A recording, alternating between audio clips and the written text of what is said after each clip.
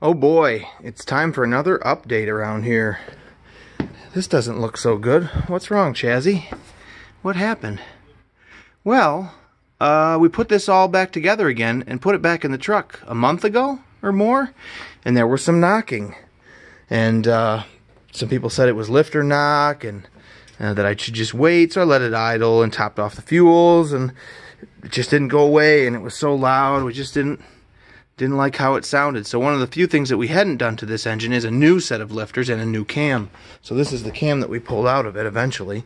So that was all together and it was knocking, and so I thought, well, I better put a cam and lifters in it, and that would allow me to tear it down to that point as well and free anybody up. But the lifters all came out just fine. The cam came out just fine.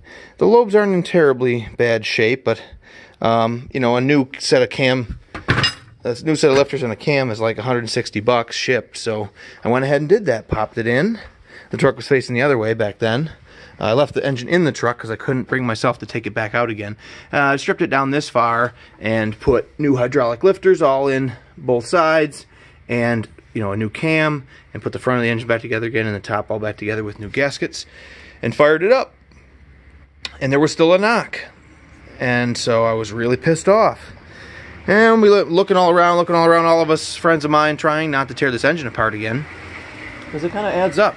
The gaskets and everything, this is a 4-part gasket, both sides, front and back, RTV silicone, and then when you take it apart, you have to clean that all off, which is where I'm at now. I've cleaned all these gasket surfaces, which takes a while, and then reapply. So we'd done a bunch of that, and we didn't want to tear the engine apart anymore. So at that point, it had been taken out of the car, out of the truck, had a bunch of work done, crank, clutch, put it all back in, had a knock, tore the top of it out like this, and put a cam and lifters in, put it all back together again, still had a knock, took all the spark plugs out over in the area where we had the knock, and looked in the combustion chamber, and there were some marks in there. So we tore it down to this point, and then tore this head off, and inside the head, we found a little piece of debris. Where is he? He's stuck on this magnet right here. See him there?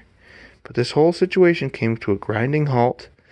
This little piece of iron had become lodged in the piston, the aluminum piston, and was just going up and down, up and down. And every time it came to the top, it just went boop and touched, boop and touched, and made that knock, knock, knock, knock, knock, knock, knocking sound. So we took the head all off. Then, since the head was off, I put a new head gasket on, and I had the head inspected for flatness, which it didn't need to be machined. It was okay, but that took some doing, and we put it all back together. Fired it all up. Whisper quiet, beautiful, loving it. Took it out, let it idle while I cleaned up the work area here for a little while. Took it out and tried to put 100 miles on the break-in oil, and within 40 or 50 miles I started having a knock again.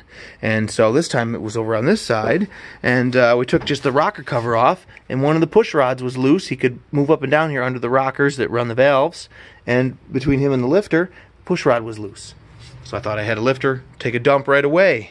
So at that point, I tore the engine down this far, took the cam out, took all the lifters out, and they've gone away now. I've sent them back, but the cam that I just put in it, I shipped back to Rock Auto, and all the lifters, because one of the cam lobes here in the middle, kind of from both ends, one of the cam lobes was all ground down, and one of my lifters was 1/4 of an inch shorter than everybody else. He'd ground down 1/4 of an inch material, and I'm not sure why. That goes together with assembly lube. It's a real sticky oil that stays on everything, so that first time you turn it over, and for some time while the oil gets thrown up on the system and it gets well lubricated, it's all protected from unnecessary wear. So I don't know why that happened, but that's where we are now. I have a new crank in the other room. I have a new set of lifters in the other room. We're going to put this all back together again. I've washed it all with brake clean and vacuumed all the intake holes out to the head, and let the oil all out of the pan on the bottom, so everything's been washed down and out. Hopefully there's none of that oil or none of that metal in there, and so we can put it all back together once more. This hasn't been any fun. I'm sick and tired of this. The backhoe, that turned into a little bit of a nightmare. We took the stick portion of the boom. Here's the end of it wrapped in plastic so it could go in Katie's car. But we took this up and had to have this pin pressed out. It's all rusty here because it was all bare metal. They had to heat on it. They had to cut a big window in the side of the box beam so they could heat on this big heavy walled tube all the way across and make him cherry red so they could push that pin out of there. So the paint's been burned up pretty good, and there's little grease fitting holes on this tube that allow you to put, where are they? There's like a grease fitting right here. Maybe I can get that to expose there. They go in so that you can grease the whole tube. But since it had all that heat, the hole needs to be chased with a tap before I install a grease fitting and stuff. But the hole goes right along here, and the tap handle won't turn. It's heading there. So now I got to get a little ratchet, a little socket, so I can run the tap with a ratchet, and all kinds of little special things you got to buy just to handle the simplest of problems. And then I can bring him over and put the rest of the backhoe together. And then I can go back to work. So we've been playing mechanical games. You can see the breezeway is occupado. I can't even get in here with that. I hope I don't get rained on in the next few days while I try to fix it. But the chickens are getting big. We moved their food out into a can here to keep the rats and stuff from becoming interested. We don't have rats, but that's how you don't get rats, is you don't give them any food to eat. And they're all in my old ladder rack that I built for my old work truck. Right, ladies? I just had this sitting outside. I will be building a coop fairly soon.